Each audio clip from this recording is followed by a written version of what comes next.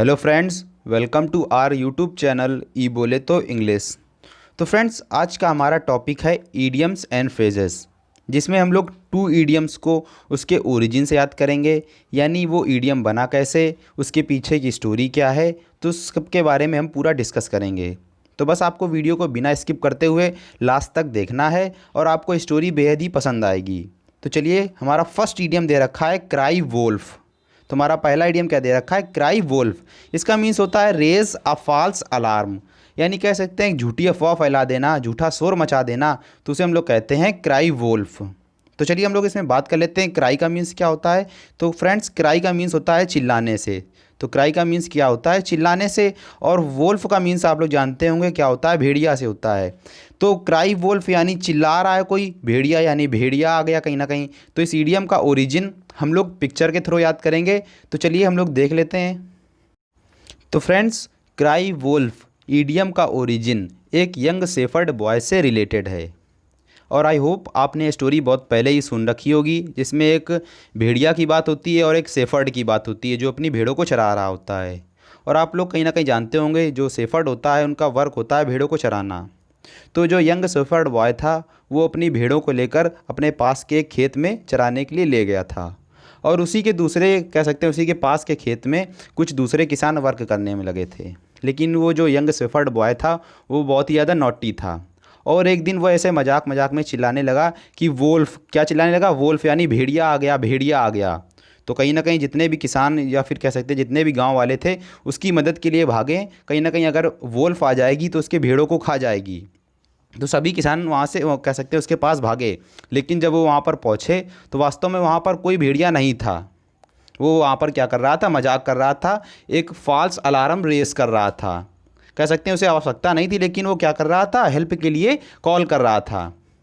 लेकिन आपने इसकी स्टोरी और आगे भी सुनी होगी कि एक बार उसे वास्तव में वहाँ पर एक वोल्फ आ जाता है और वो चिल्लाता है, लेकिन वो गांव वाले उसके पास नहीं जाते क्योंकि वो हमेशा झूठ बोला करता था।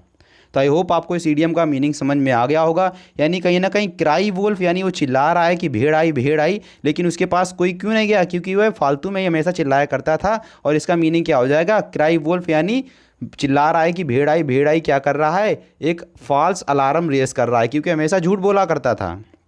तो चलिए हम लोग अपने नेक्स्ट ईडियम की बात कर लेते हैं, जो कि दे रखा है रैंगल ओवर एन एसेस शैडो।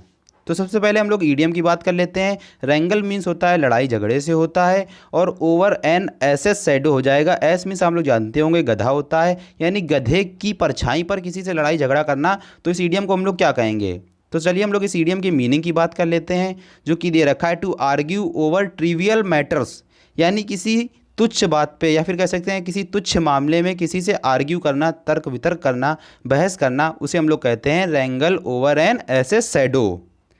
तो फ्रेंड्स, मैंने आप लोगों को रैंगल की ट्रिक बता रखी है। अगर आपने ट्रिकी वोकैब वाला पार्ट नहीं देखा तो आप लोग उस पार्ट को जरूर देखें। मैंने वहाँ पर जो कुछ वर्ड हमारे दे रखे हैं उनको मैंने ट्रिक से याद कराया है।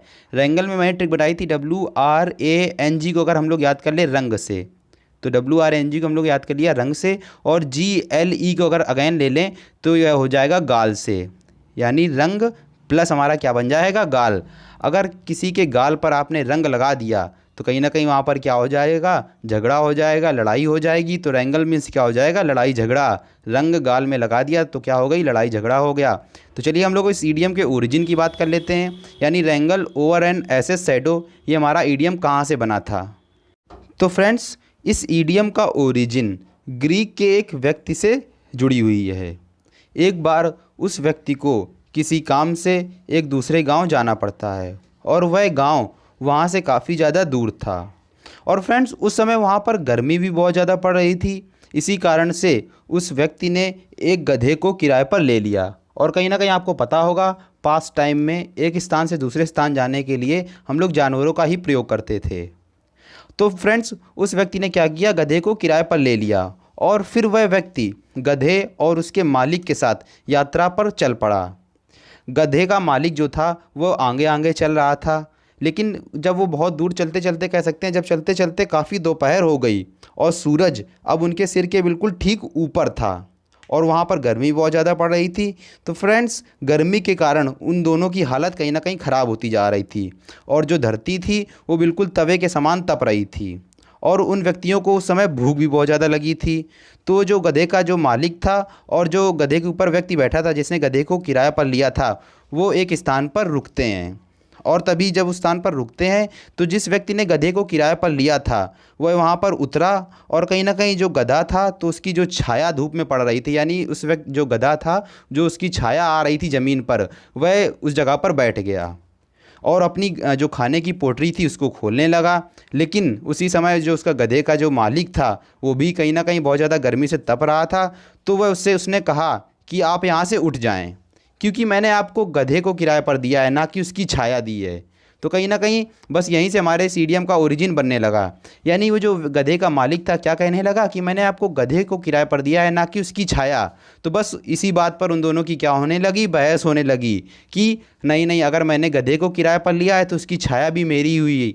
तो कहीं ना कहीं वो दोनों व्यक्ति बिल्कुल तुच्छ मामले में क्या करने लगे, बहस करने लगे, झगड़े करने लगे। तो इस इडियम का भी ओरिजिन यहीं से बना था, यानी to wrangle over an ass's shadow, यानी गधे की परछाई पर झगड़ा करना। तो कहीं ना कहीं वो लोग क्या कर रहे थे, बिल्कुल तुच्छ मामले में आर्ग्यू कर रहे थे, बहस कर रहे थे। तो आई होप आपको इस इडियम का ओरिजिन समझ में आ गया होगा। यानी कहीं ना कहीं अगर कोई व्यक्ति है गधे की छाया पर लड़ाई कर रहा है तो कहीं ना कहीं बहुत ही तुच्छ मामले पर बहस कर रहा है। तो चलिए फ्रेंड्स, इस प्रकार हमारे ईडियम का ओरिजिन भी समाप्त होता है और हमारे दोनों ईडियम समाप्त हो गए। तो चलिए, अगर वीडियो पसंद आ गया हो तो प्लीज़ लाइक कर देना और हमारे चैनल को सब्सक्राइब भी कर लेना और प्लीज़ दोस्तों में शेयर जरूर कर देना। तो चलिए दोस्तों, जय हिंद, जय भारत।